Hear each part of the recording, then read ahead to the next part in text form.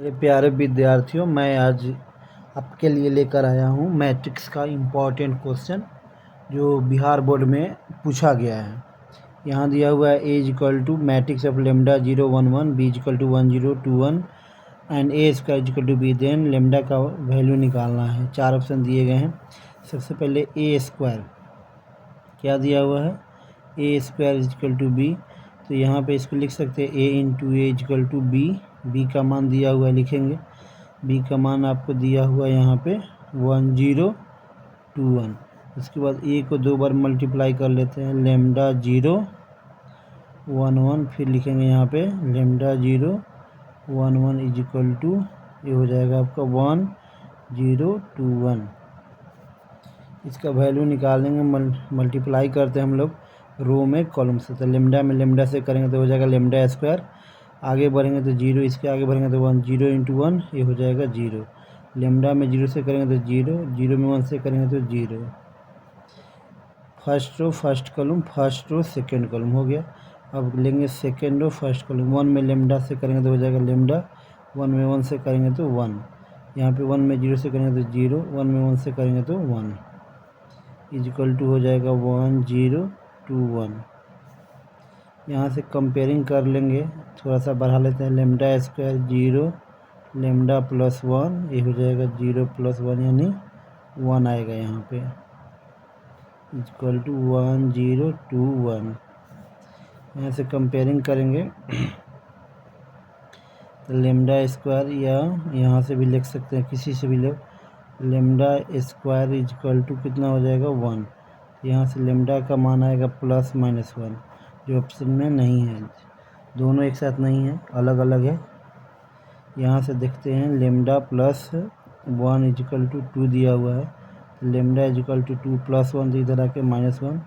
Lambda equal to कितना हो गया 1, यानी लेमडा का वैल्यू कितना हो जाएगा 1। 1 is the correct answer, B हो जाएगा आपका सही। आगे है 2 नंबर क्वेश्चन है, इफ़ ए इक्वल टू दिया, यदि ए बराबर मैट्रिक्स में दिया हुआ है 1 0 0 1, तो कह रहा है कि ए इन्वर्स का अस्तित्व है। Determinant of A equal to 0, A inverse का अस्तित्व नहीं है, नॉन ऑफ दी। 4 ऑप्शन दिए गए हैं। अस्तित्व वाला क्वेश्चन होता है कि डिटर्मिनेंट ऑफ ए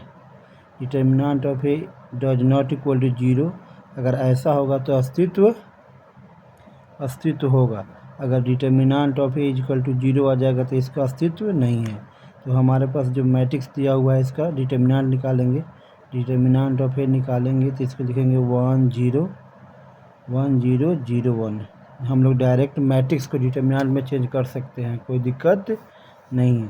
तो यहाँ पे निकालेंगे, गुना करें तो 1 माइनस 0 बराबर कितना हो जाएगा 1। Determinant of A does not equal to 0, तो ए इन्वर्स का अस्तित्व है। इसका ऑप्शन हो जाएगा ए इज द करेक्ट आंसर। अगला नंबर क्वेश्चन है 3 नंबर, ये भी एग्जाम में पूछा गया है। 2 मैट्रिक्स दिए हैं, ए दिए गए हैं और बी दिए कर है, जहाँ ए इक्वल टू बी यानी ए बी के बराबर होगा। यानी 4 अल्फ़ा 0 5 1 इज इक्वल टू हो जाएगा आपका 16 0 5 1। मैट्रिक्स के अंदर देखो, ए भी 2/2 ऑर्डर का है, ए भी 2/2 ऑर्डर का है। तो दोनों का ऑर्डर क्या है, समान। तो इसका एलिमेंट आपस में क्या हो जाएगा, बराबर। यहाँ हो जाएगा 4 अल्फ़ा इज इक्वल टू कितना दिया हुआ है 16। ये हो जाएगा आपका अल्फ़ा इज इक्वल टू 16/4, 4 मतलब कट जाएगा, तो अल्फ़ा का मान आ जाएगा 4। आंसर हो जाएगा इसका सी इज द करेक्ट आंसर। अगला क्वेश्चन है 4 नंबर, देखिएगा 4 नंबर दिया है, इसको दोनों को जोड़ना है। दोनों का सेम ऑर्डर रहेगा तभी जोड़ पॉसिबल होता है। तो ये भी 2/2 ऑर्डर का है, ये भी 2/2 ऑर्डर का है, यानी 2 रो हैं 2 कॉलम है। इसमें भी 2 रो हैं 2 कॉलम हैं। जोड़ेंगे 1 में 0 जोड़ेंगे तो 1, उसके बाद 0 में 1 जोड़ेंगे तो 1, 0 में 1 जोड़ेंगे तो 1, 1 में 0 जोड़ेंगे तो 1, यानी ऑप्शन नंबर हो जाएगा D is the correct answer. 5 number question है, अभिहू दिया हुआ है A H B F G F C, matrix के अंदर दिया है। कह रहा है कि 4 ऑप्शन दिए गए, विषम सममित अभिहु, सममित अभिहु, एकांक अभिहु, इनमें से कोई नहीं। विषम सममित को अंग्रेजी में हम लोग स्क्यू सिमेट्रिक बोलते हैं, इसको सिमेट्रिक बोलते हैं। इसके लिए कंडीशन क्या होता है, विषम सममित के लिए ए ट्रांसपोज बराबर -a आना चाहिए। सममित के लिए ए ट्रांसपोज बराबर होना चाहिए ए।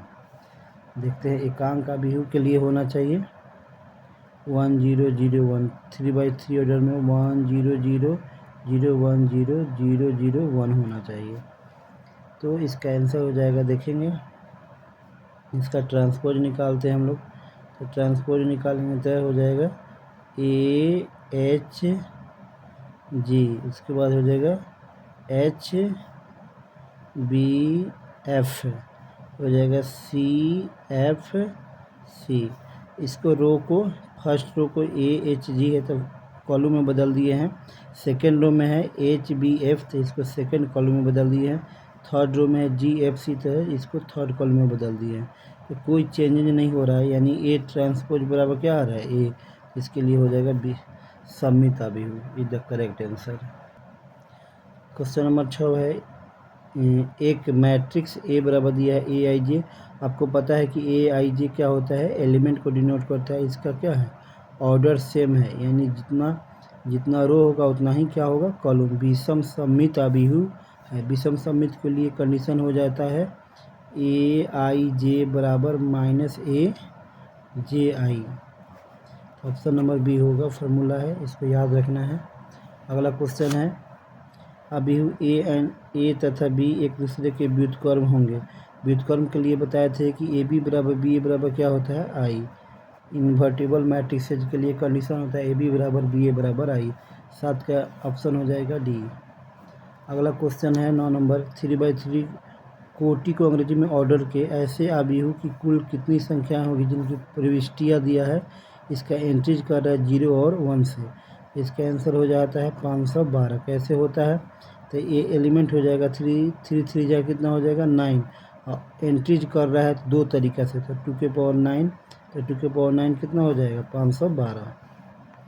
अगला क्वेश्चन है हम लोग का 9 नंबर, ए दिया हुआ है, ए दिया है ए आई जे, ऑर्डर दिया है m/n, एक वर्ग अभिहु है। यदि वर्ग अभिहु के लिए कंडीशन होता है जितना रो होगा उतना ही कॉलम होगा। ऑप्शन नंबर हो जाएगा ए इज द करेक्ट आंसर। अगला क्वेश्चन है आपको 10 नंबर, यदि ए मतलब ऑर्डर कितना, ए जो मैट्रिक्स है उसका ऑर्डर दिया है 2 का व्युत्क्रमणीय वर्ग अभिहु हो तो डिटर्मिनेंट ए इनवर्स बराबर, इसका फार्मूला होगा 1/डिटर्मिनेंट ऑफ ए। ये भी फार्मूला है। 10 क्वेश्चन हो गए, फिर आपके लिए इम्पॉर्टेंट क्वेश्चन अगला क्लास में लेकर आऊँगा।